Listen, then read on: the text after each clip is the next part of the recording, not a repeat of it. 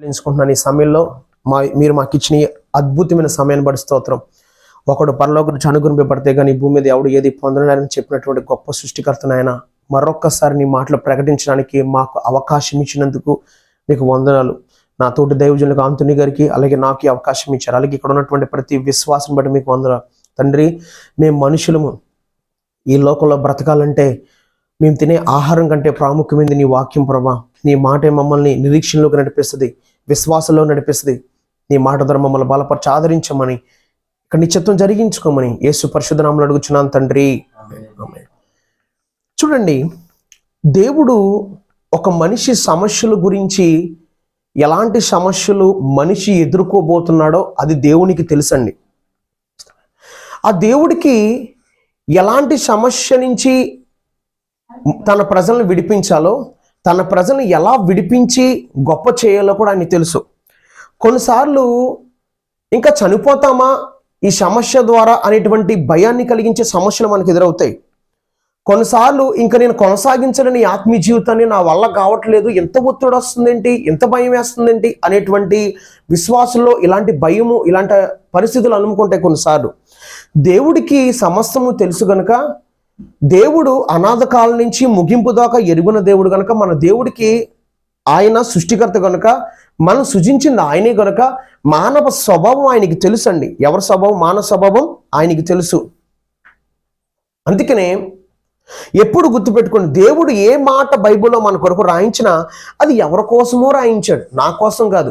వాళ్ళ కోసం రాయించాడేమో, ఇది వాళ్ళకే సూట్ అవుతుంది, నాకు సూట్ అవుతుందని ఎప్పుడు అనుకోకూడదు. మనం గొప్పవారమైనా, ధనికులమైనా, దరిద్రులమైనా, ఎలాంటి వారమైనా సరే బైబిల్లో ఉన్న ప్రతి మాట ప్రతి వ్యక్తికి మనందరికీ వర్తిస్తుంది. హల్లెలూయా. అయితే బైబిల్లో ఒక మాట, మనము పరిశుద్ధాత్మ దేవుడు ఈరోజు మనకి ఇస్తున్న వర్తమానం ఏంటంటే, ఒక అద్భుతమైనటువంటి మెసేజ్ మనకి ఇస్తున్నారు. యెషయా గ్రంథము ఐజియా చాప్టర్ 43, ఐజియా చాప్టర్ 43 1 నుంచి 3వ వచనం దాకా మనం చదువుకుందాం. అక్కడ పరిశుద్ధాత్మ దేవుడు యెషయా ప్రవక్త అయినటువంటి యెషయా ద్వారా రాయించిన మాట చాలా తేట తెల్లగా రాయించాడు. ఎందుకు అది రాయించాడంటే మనం ఒకసారి దాన్ని గమనిద్దాం. అయితే యాకోబు నిన్ను సృజించిన వాడవు యెహోవా. చూడండి, మన దేవుళ్ళలో సత్యం ఉంది.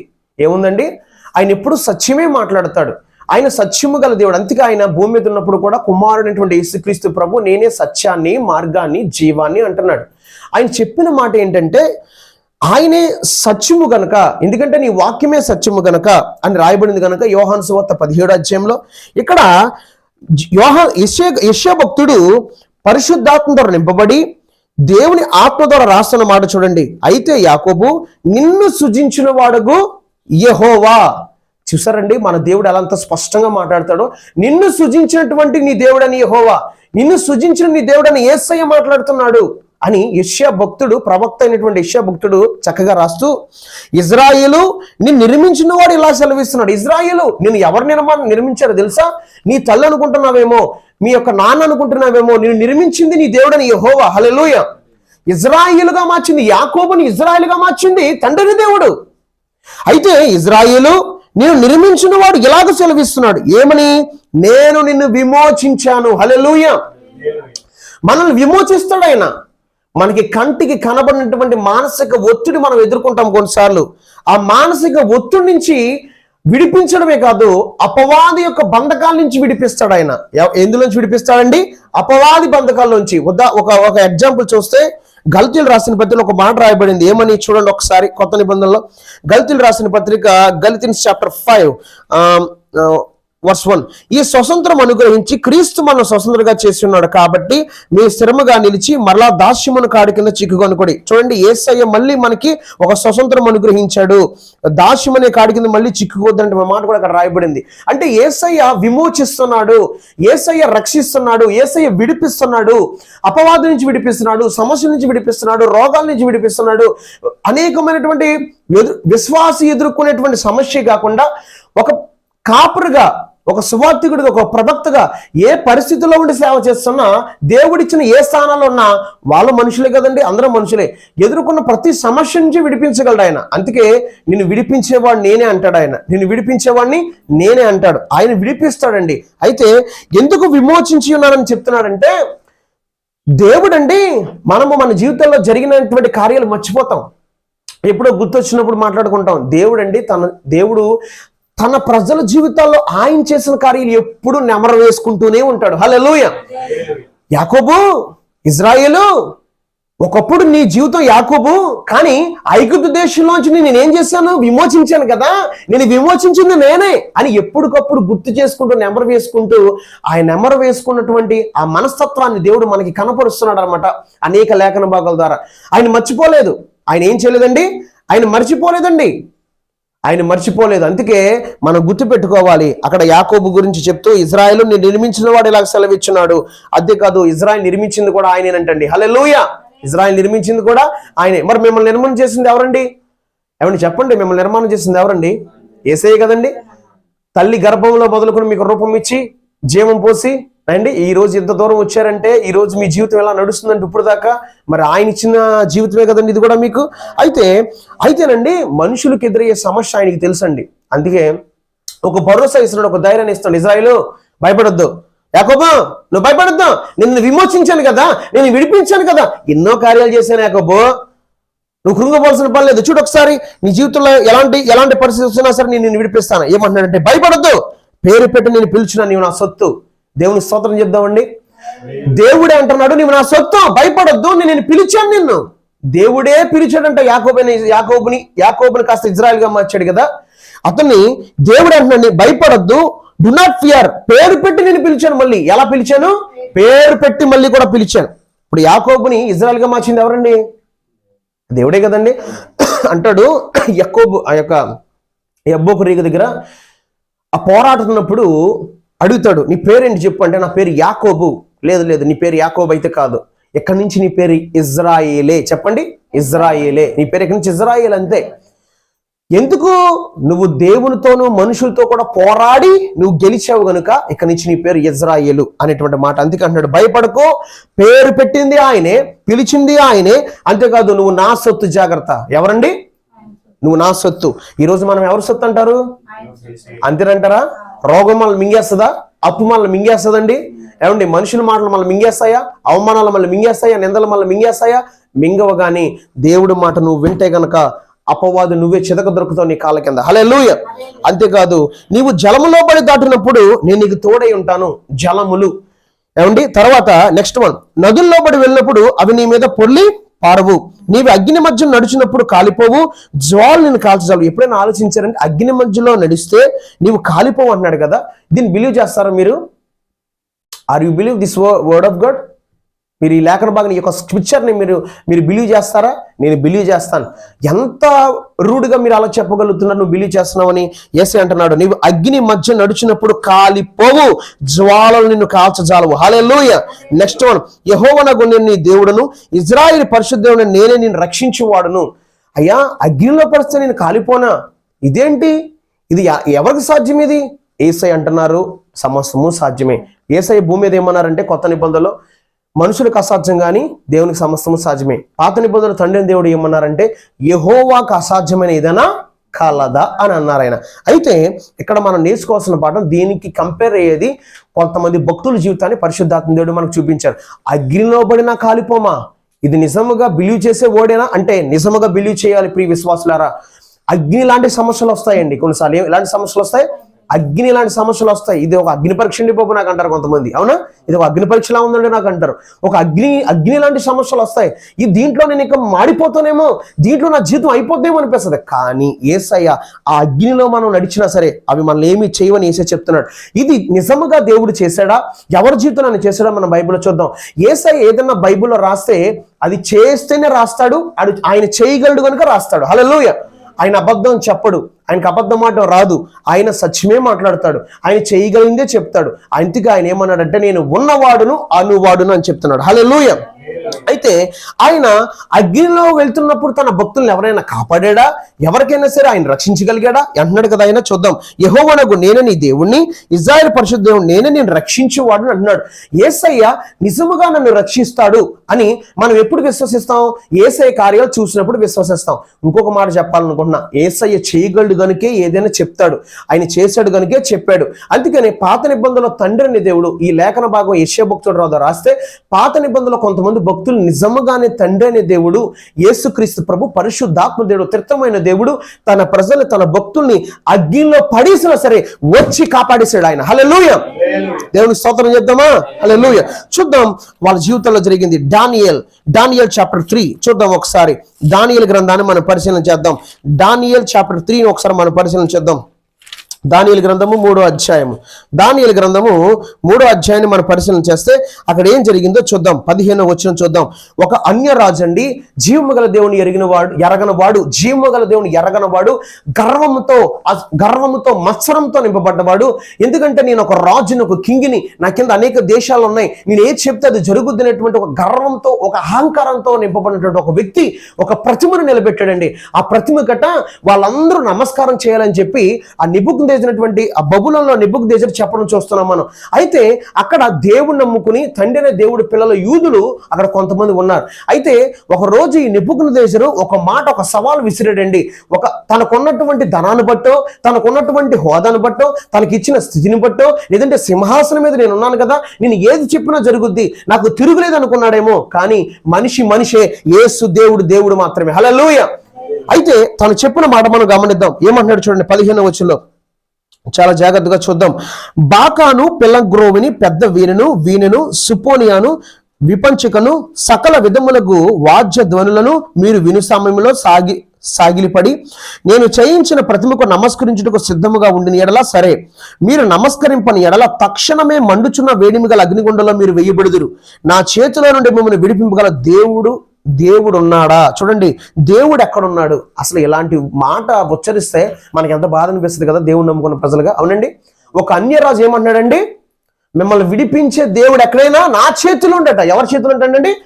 నెబుకద్నెజరు చేతిలోంచి విడిపించగల దేవుడు ఎక్కడైనా ఉన్నాడా? దానియేలు గ్రంథం 3వ అధ్యాయం 15వ వచనం. దానియేలు గ్రంథం 3వ అధ్యాయము 15వ వచనం. పిల్లరా, ఒక అన్యరాజు ఏమంటున్నాడంటే, నా చేతిలోంచి విడిపించగల దేవుడు ఎక్కడైనా ఉన్నాడా? పరలోకం నుంచి చూసి అన్నాడు, ఉన్నాను బాబు, నిజముగా నీకు నేనేంటో చూపించాల్సిందేక. ఎందుకంటే నీ గర్వం పెరిగిపోయింది, నీ మత్సరం పెరిగిపోయింది, నేనే కదా నీకు స్థితి ఇచ్చింది. అందుకే దేవుడు ముందు వెళ్తానండి అతన్ని గడ్డి తినిపించాడండి, మంచుకు తడిసేలాగా, ఎండకి ఎండేలాగా అడవుల్లో కొన్ని దినాలు నివాసం చేశాడు ఆ నెబుకద్నెజరు. హల్లెలూయా. దేవుని పిల్లరా, మనం మనుషులు మాత్రమే, దేవుడు మాత్రమే. హల్లెలూయా. ఆయన శక్తి ముందు ఎవరు నిలబడరు. ఆయన విన్నాడు ఈ మాట, ఆయన చెవుడు పడింది. అసలు నా చేతి నుంచి విడిపించగా దేవుడు ఎక్కడ ఉన్నాడని చెప్పి దేవుని ప్రజల మీద సవాలు విసురుతుంటే దేవుడు చూశాడు, నేనున్నానయ్యా, నేనున్నాను కదా, నేను విడిపించుకుంటాను నా ప్రజల్ని. హల్లెలూయా. ఈ రోజున మనం అనుకుంటాం, మనల్ని అనేకమైనటువంటి సమస్యలు అలుముకున్నప్పుడు, కప్పివేస్తున్నప్పుడు, భయం వేస్తున్నప్పుడు యేసయ్య అంటున్నాడు, భయపడొద్దు, నేను మిమ్మల్ని విమోచించాను. నేను మిమ్మల్ని ఏం చేశాను? విమోచించాను, విడిపించబోతున్నాను, గొప్ప చేయ మొదలు పెట్టబోతున్నాను. అందుకే 91వ కీర్తనలో అంటాడు, అతడు నన్ను ఎరిగిన వాడుగా నేను అతన్ని ఏం చేస్తాను? ఏం చేస్తాను? అతడు నా నామం ఎరిగిన వాడు కనుక నేను అతన్ని గణపరుస్తాను అంటున్నాడండి. అతడు నా నామం ఎరిగిన వాడు కనుక నేను అతను గణపరుస్తాను. నేను 91వ కీర్తనలో ఉంటుంది. చూడండి ఒకసారి ఆ మాట ఒకసారి మనం చూసుకుని ఇంకా కొన్ని విషయాలు మనం ధ్యానిద్దాం. 91వ కీర్తనలో ఒక మాట రాయబడి ఉంది. 91వ కీర్తనలో ఏమంటున్నాడో చూద్దాం. అతడు నా నామం ఎరిగిన వాడు కనుక నేను అతన్ని గణపరుస్తాను అంటున్నాడండి. హల్లెలూయా. దేవుని ఎవరైతే ఎరిగి ఉన్నారో వాళ్ళని దేవుడు ఘనపరుస్తాడట. మీరు నమ్ముతున్నారా ఈ లేఖన భాగాన్ని? నేను బిలీవ్ చేస్తాను ఈ యొక్క స్క్రిప్చర్ని.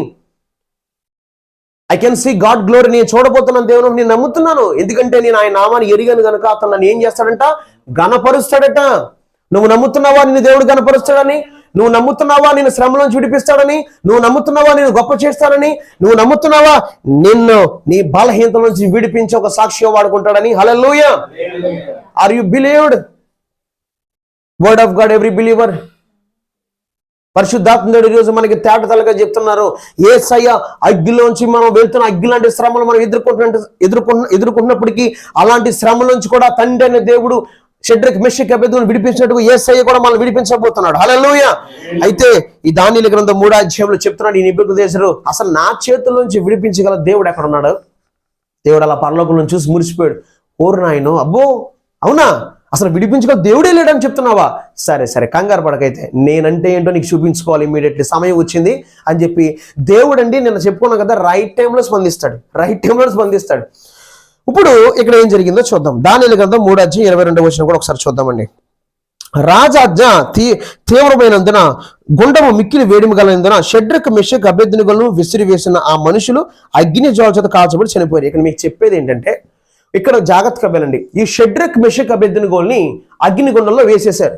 ఎందుకు వేసేశారు? ప్రతిమకి నమస్కారం చేయను అన్నారు. ఎప్పుడు గుర్తుపెట్టుకోండి, క్రైస్తవులైనటువంటి మనము దేవుని వాక్యానికి విరుద్ధంగా ఏదైనా చేయాల్సిన పరిస్థితి వస్తే మనం చేయకూడదు. హల్లెలూయా. ఇది దేవుని వాక్యానికి విరుద్ధం, నేను చేయను అని యేసు క్రీస్తు నిమిత్తం సాక్ష్యం ఇవ్వాలి. ప్రకటన గ్రంథం రెవల్యూషన్ చాప్టర్ 20లో అంటారు, క్రీస్తు నిమిత్తం శిరఛేదన చేయబడి క్రీస్తు నిమిత్తం సాక్ష్యం ఇచ్చబడి ఆత్మ నేను అక్కడ చూచాను, వాళ్ళు క్రీస్తు పాటు 1000 ఏళ్ల పరిపాలన చేస్తారట. గుర్తుపెట్టుకోండి, క్రీస్తు కొరకు నువ్వు నిలబడ్డావు అనుకో, నీకంటూ గొప్ప జీవితం ఉంది రానుంది నాలో. హల్లెలూయా. దేవుని కొరకు సాక్ష్యం ఇవ్వాలి, యేసు కొరకు. యేసు నిమిత్తం అవసరం అయితే ప్రాణం పెట్టాలని బైబిల్ చెప్తుంది. పెట్టకూడదు అలాంటి పరిస్థితి రాదని నేను చెప్పలేను. ఎందుకంటే రెవల్యూషన్ చాప్టర్ 20లో స్పష్టంగా చెప్పాడు, యేసు నిమిత్తం శిరఛేదన చేయబడి ఆత్మల్ని యేసు నిమిత్తం సాక్ష్యం ఇచ్చేవారు మనం చూసాం. పాత నిబంధనలో సాక్ష్యం ఇచ్చారండి యేసు నిమిత్తం.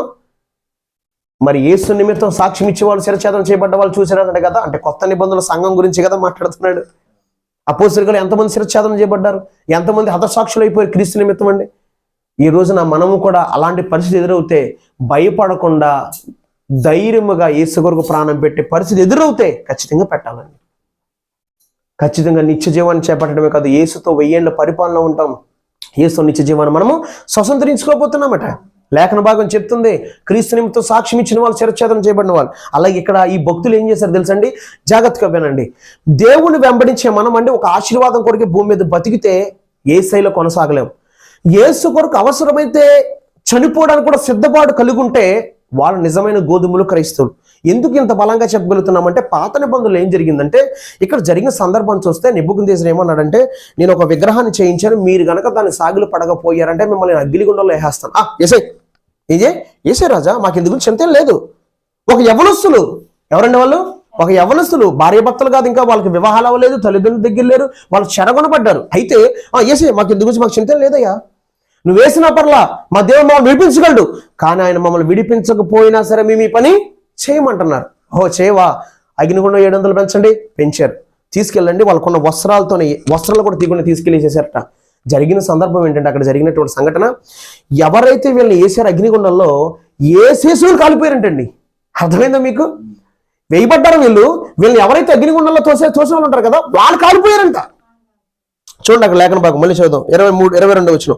రాజాజ్ఞ తీవ్రమైనందుకు గుండము మిక్కిలి వేడిమి గలమైనందున షడ్రక్ మెషక్ అబేద్నెగోలను విసిరివేసిన ఆ మనుషులు అగ్ని, ఎవరైతే షడ్రక్ మెషక్ అబేద్నెగోలను విసిరివేసిన ఆ మనుషులు అగ్ని జ్వాలల చేత కాల్చబడి చనిపోయారు. ఇప్పుడు మరి షడ్రక్ మెషక్ అబేద్నెగోలు ఏమయ్యారు? వీళ్ళకి కనీసం ఒక ఇంటికి కూడా కాలిపోలేదండి.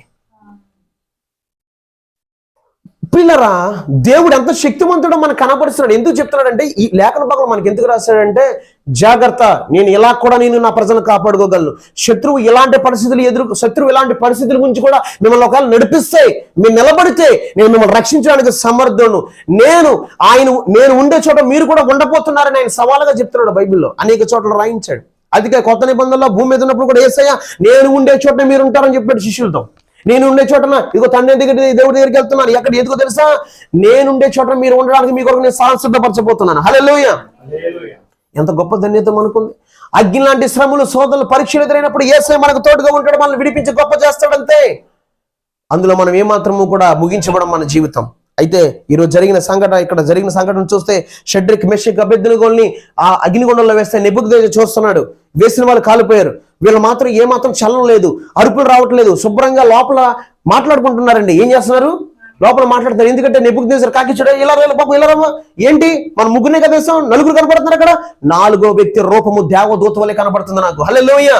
ఎవరయ్యా, మన ముగ్గురమే వేస్తాం, 4వ వ్యక్తి దేవదూత వలె రూపం నాకు కనపడుతుంది అక్కడ. ఏంటి పరిస్థితి ఏంటి అనేటప్పుడు కాసేపటికి ఈ షడ్రక్ మెషక్ అబేద్నెగోలు అగ్నిగుండం నుంచి బయటకు వచ్చేస్తే నడుచుకుంటా. హల్లెలూయా. ఒక్కసారిగా నెబుకద్నెజరుకి చెమటలు పడుతున్నాయి. విడిపింపగల దేవుడు ఎక్కడున్నాడని చెప్పి సవాలు విసిరాను నేను.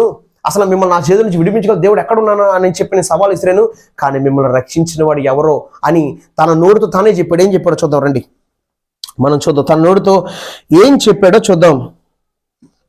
అధిపతులను, సేనాధిపతులను, సంస్థాధిపతులను, రాజు యొక్క ప్రధాన మంత్రులను కూడి వచ్చి ఆ మనుషుల్ని పరీక్షించి వారి శరీరములకు అగ్ని ఏ హానియో చేయకుండా, హల్లెలూయా, వారి శరీరానికి అగ్ని ఏ హాని చేయకుండా, వారి తల వెంట్రుకలో ఒక్కటైనా కాలిపోకుండా, వారి వస్త్రము చెడిపోకుండా, అగ్ని వాసనను వారి దేహములకు తగలకుండా చూచిరి. నెబుకద్నెజరు, షడ్రక్, మెషక్, అబేద్నెగో వీరి దేవుడు పూజార్హుడు. హల్లెలూయా. ఏ నెబుకద్నెజరు అయితే నా చేతిలోంచి విడిపించగల దేవుడు ఎక్కడైనా ఉన్నాడని చెప్పి దేవుని ప్రజల ఎదుట సవాల్ ఇసిరాడో, అదే వ్యక్తి నోటంట షడ్రక్, మెషక్, అబేద్నెగోలు ఆరాధించే దేవుడే పూజార్హుడు. హల్లెలూయా. ఆరాధనకు యోగ్యుడు ఆయనే దేవుడు అని తెలుసుకునేంత విధంగా దేవుడు కార్యం చేశాడు. అక్కడ మనం మాట్లాడే ప్రతి మాట దేవుడు వింటాడు, గుర్తుపెట్టుకోండి. ఒక అన్యజనుడు మాట్లాడిన మాట దేవుడు విన్నాడు. ఏమిటి? నీ చేతిలోంచి విడిపించగల దేవుడు ఎక్కడ ఉన్నాడు అన్నావా? ఉన్నాను, నేను ఖచ్చితంగా నా ప్రత్యక్షత నీకు చూపించబోతున్నానని నెబుకద్నెజరు తన ప్రత్యక్షతని చూపించాడు. మన జీవితాల్లో కూడా సవాళ్ళు వస్తాయి. దేవుణ్ణి నమ్ముకున్నామంట, దేవుణ్ణి వెంబడిస్తున్నామంట, క్రైస్తత్వం తీసుకున్నామంట, భక్తి చేస్తున్నామంట, మతం తీసుకుని రకరకాలుగా మాట్లాడతారు. కానీ యేసు ప్రభు చెప్తున్నాడు, ఒక్క దినాన నీతో ఆయన ఉన్నట్టు చూపిస్తాడు అంతే. హల్లెలూయా. చూడండి అక్కడ తర్వాత ఏం జరిగిందో చూద్దాం. ఆ పూజార్హుడు అని చెప్పి ఒక మాట అన్నాడు చూడండి. ఆయన తన దూతనంపి తను ఆశ్రయించిన దాసును రక్షించాను. వారు తమ దేవునికి గాక మరి ఏ దేవునికి నమస్కారం పోయి ఏ దేవుని సేంపి ఉందని తమ దేహములను అప్పగించి రాజు యొక్క ఆజ్ఞను వ్యర్థపరిచిరి. కాగా నేను ఒక శాసనం నియమించున్నాను, ఏదనగా ఈ విధముగా రక్షించుటకు సముద్రుడకు దేవుడు గాక మరి ఏ దేవుడును లేడు. హల్లెలూయా. నా చేతిలోంచి విడిపించగల దేవుడు ఎక్కడనో ఉన్నటువంటి వ్యక్తి ద్వారానే ఈ విధంగా రక్షించగల దేవుడు తప్ప వేరొక దేవుడు లేడనేటువంటి చెప్పించేటువంటి మాటను బట్టి యేసుకి గట్టిగా స్తోత్రం చేద్దామా తండ్రి దేవుడికి కూడా. హల్లెలూయా. త్రియేక దేవుడి, పరిశుద్ధాత్మ దేవుడికి. మన దేవుడు సజీవుడైన దేవుడు, మన దేవుడు శత్రువు మాట్లాడుతున్నటువంటి, శత్రువు విసురుతున్నటువంటి మాటలు కూడా వింటాడు. శత్రువు ఏం ఉచ్చరిస్తున్నాడు కూడా మాట విని శత్రువుకి మన పక్షాన యుద్ధము చేసి జవాబిచ్చే దేవుడు. అదే శత్రువు ద్వారా ఆయనే దేవుడు, ఆయన తప్ప వేరొక దేవుడు లేని చెప్పించే దేవుడు మన దేవుడు. హల్లెలూయా.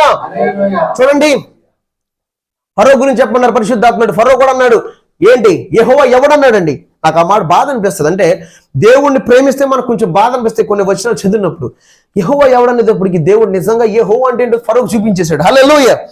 యెహోవా ఎవడన్నందుకు 10 తెగుళ్ళు పంపించాడు. అసలు నిజంగా ఎక్కి బాబోయ్ నువ్వు అర్జెంట్గా ఈ అగ్ని దేశం నుంచి విడిచిపెట్టి వెళ్ళిపో మోషే, నీ ప్రజలు నువ్వు తీసుకుని వెళ్ళిపో. ఇలా సవాలు విసిరాడు.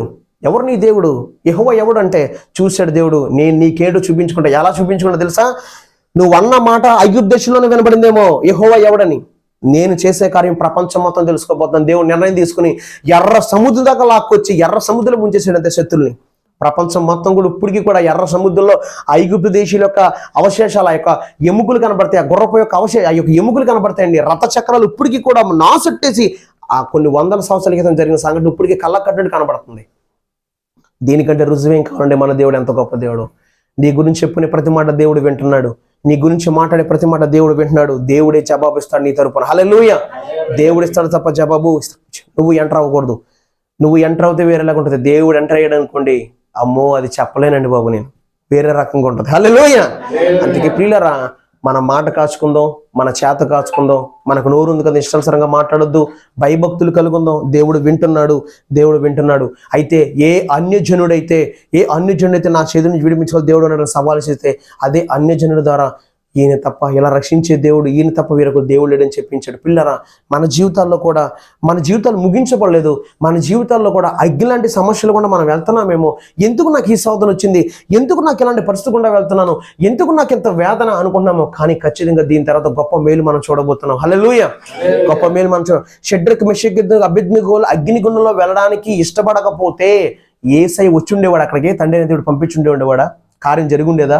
నెబుకద్నెజరు గుర్తించుండేవాడు ఈ నిజంగా పూజార్హుడని. ఇవంతా చరిత్రలో లెక్కించబడాలి. పిల్లరా, మనకి ఇవన్నీ ఎందుకు ఇచ్చాడంటే మనలో ఒక విశ్వాసం ఇంక్రీజ్ అవ్వాలి, విశ్వాసం పెరగాలి, మన ఆత్మీయ జీవితంలో బలపడాలి. శత్రువు ఎలాంటి పన్నాగాలు పన్నుతున్నా ధైర్యంగా నిలబడాలనే దేవుని కోరికండి. అందుకే మీరు ఏం చెప్తున్నారు తెలుసా? బైబిల్లో ఎపిసోడ్స్ రాసిన పత్రికలో అపవాదికి చోటు ఇవ్వకూడదు, అపవాదిని శీఘ్రంగా నీ కాలు కింద చితకు తొక్కించును, ఇలా అనేక లేఖన భాగాలు రాశాడు. అపవాది ఎప్పుడు కూడానండి మనుషుల్ని పాడు చేయడానికి, వాళ్ళ ఆత్మీయ జీవితాలు పాడు చేయడానికి, దేవుడిచ్చే ఆశీర్వాదంలోకి వెళ్ళకుండా చేస్తాడండి. గొడవలు పెట్టడానికి, సమాధానం లేకుండా చేయడానికి, అలరపాలు చేయడానికి. చూడండి, మీ కుటుంబాన్ని బయటికి రోడ్డు మీద తీసుకొచ్చి అలరపాలు చేసి, మిమ్మల్ని అలరపాలు చేసి నవ్వుకుని మీరు చెప్పింది ఇంకో 10 మంది నమ్మకుండా ఉండడానికి ఇంత ప్రయత్నం చేస్తాడు అపవాది. ఎప్పుడు కూడా గుర్తుపెట్టుకోండి, మనం ఎప్పుడు కూడా బైబిల్ ఒక మాట ఉందండి, ద్వేషము, కోపము ఇదంతా సాతాను దగ్గర నుంచి వస్తాయంట. మనం ఎప్పుడు కూడా సమాధానంగా ఉండాలి, భయభక్తులు కలిగి ఉండాలి. హల్లెలూయా. అలా ఉంటేనే కుటుంబంలో ఆనందం ఉంటుంది. దేవుడు ఈ రోజున నెబుకద్నెజర్ మనకు ఒక పాఠం నేర్పుతున్నాడు. మనకు కూడా ఇలాంటి వాళ్ళు సవాలు ఇచ్చే వాళ్ళు ఉంటారు కదా. నువ్వు కాపులకి పుట్టావా, నువ్వు పిచ్చోడవుతావు, రోడ్డు మీద తిరుగుతూ నేను చూస్తాను అన్నాడు ఆయన ఒక ఆయన. కానీ ఈరోజు నిజంగా నేను పిచ్చోడిని అయిపోయి రోడ్డు మీద తిరుగుతున్నానండి. నేను ఒక యూట్యూబ్లో కనపడుతున్నాను ఈ రోజున. నేనేనంటే ప్రభు వాగ్దానం అది. అంటే ఒక పిచ్చోడైపోతామని ఒక అన్ని జనులు సవాలు ఇస్తే దేవుడు పిచ్చోడు అవుతాడా నా కుమారుడు రోడ్డు మీద తిరుగుతాడా? కాదు, నా కుమారుడు ప్రపంచానికి చూపించుకుంటాను ఒక సువార్థికుడుగా. దేవునికి స్తోత్రం కలుగును గాక. పిల్లరా, మన దేవుడు మనకంటే ఎక్కువగా ఆలోచిస్తున్నాడు. మన గురించి అండి, మనం ఆలోచించిన దానికంటే ఎక్కువే మన యేసయ్య ఆలోచిస్తున్నాడు. Are you believe this words? నమ్ముతున్నారా మీరు? గట్టిగా స్తోత్రం చెప్తారా? నా గురించి నా దేవుడు నా గురించి నాకంటే ఎక్కువగా ఆయన ఆలోచిస్తున్నాడు. ఆయన కలగ చేసుకుంటాడు, తగిన సమయంలో రైట్ టైంలో స్పందిస్తాడు.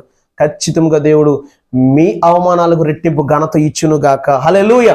మీ స్థితి మార్చబడును గాక. దేవుడు ఇచ్చినటువంటి లేఖన భాగాలను పరిశీలించి ఆయన శక్తిని ఆశ్రయిద్దాం, ఆయన శక్తిలో నిలుచుందాం. ఆయన శక్తి చాలా గొప్పది.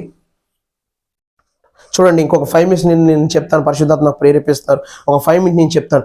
చూడండి, ఇప్పుడు యెషయా భక్తుడు రాసిన మాట అండి, నిజముగా అది దేవుని రాయించిన మాట కనుక, బైబిల్ యథార్థమైంది కనుక, బైబిల్లో రాయబడ్డ ప్రతి మాటకి శక్తి ఉంది కనుక, ఎందుకంటే అది దేవుని వాక్యం కనుక.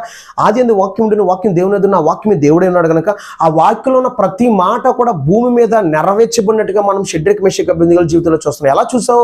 వాళ్ళు జలంలో పడి వెళ్తున్నా సరే అవి వాళ్ళని కాల్చజాలవు అన్నాడు. లేదా అగ్నిలో వెళ్తున్నప్పుడు కూడా అవి కాల్చజాలవు అన్నాడు. జలంలో వెళ్తున్నా నేనేమీ చేయవన్నాడు.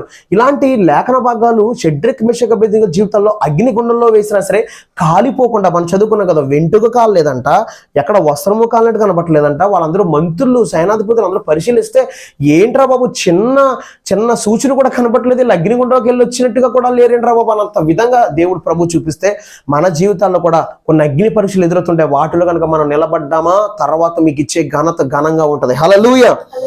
తర్వాత మీకు ఇచ్చే ఘనత ఘనంగా ఉంటది. హల్లెలూయా. గట్టిగా చెప్తే, తర్వాత మీకు ఇచ్చే ఘనత ఘనంగా ఉంటుంది. అందుకే ప్రియ దేవుని బిడ్డలారా, షడ్రక్ మెషక్ అబేద్నెగోలు వాళ్ళ దేహాన్ని కూడా అప్పగించారంట అగ్నిగుండానికి.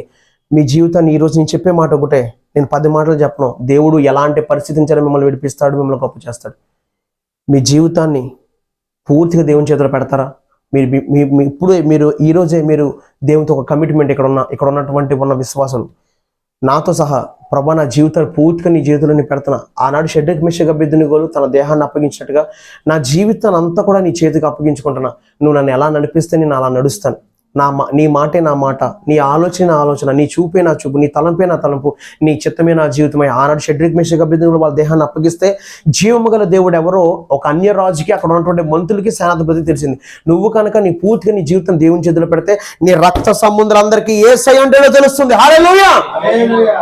మోకరించగలుగుతామా? మోకరించి, ప్రభా నా జీవితం నీ చేతిలో పెడుతున్నా, నా చూపు, నా తలంపు, ఆలోచన ఇంకా నీ చేతిలో పెడుతున్నా, నా నిలబెట్టు, నా రక్త సంబంధులందరినీ రక్షించుకుని నీవే పూజగా అర్హుడు అని, ఆరాధనకు యోగ్యుడు, నువ్వు తప్ప వేరొక దేవుడిని వాళ్ళకి తెలియజేసుకో.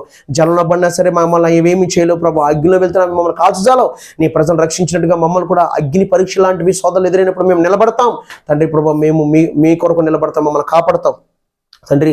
మా కుటుంబీకులు, మా రక్త సంబంధిని అయా కాపాడండి. పూర్తిగా నీకు లోపడతాం. ఆచారాల జోలికి వెళ్ళ, వాక్యాన్ని విరుద్ధంగా బతకం. జీవము గల దేవుడు బిడ్డలు తగినట్టుగా మేము బతుకుతాం. యేసు కొరకు మేము బతుకుతాం. మా రక్త సంబంధానికి నీవే పూజరుడు అని, నీవే రక్షకుడు అని, నీవే జీవము గల దేవుని తెలియచేయమని అయ్యా మరి మీరే తెలియచేయమని ప్రార్థన చేసుకోండి ప్రభా. మీరే తెలియచేయండి, వాళ్ళని అడగండి ప్రభా. దర్శించండి, మా రక్త సంబంధం దర్శించండి. సమయం లేదయ్యా, ఏ సమయం ఎలా ఉంటుందో తెలియదు. నశించిపోకూడదు. నశించడానికి లూక్ చాప్టర్ 19:10 నశించిన దాన్ని రక్షించుటకు మనిషి కుమారుడు వచ్చాడు. రెవల్యూషన్ చాప్టర్ 21 రెవల్యూషన్ చాప్టర్ 21లో ఉందండి. రెవల్యూషన్ చాప్టర్ 20లో ఉంది. నరకానికి వెళ్ళే వాళ్ళు ఇష్టం విగ్రహారాధులు కూడా ఉన్నారు, గుర్తుపెట్టుకోండి. మీరు రక్త సంబంధులు విగ్రహారాధన చేస్తున్నారా? వాళ్ళు కూడా నరకానికి వెళ్తారట. చూసుకోండి, గుర్తుపెట్టుకోండి. రెవల్యూషన్ చాప్టర్ 21 విగ్రహారాధకులను ఉంది.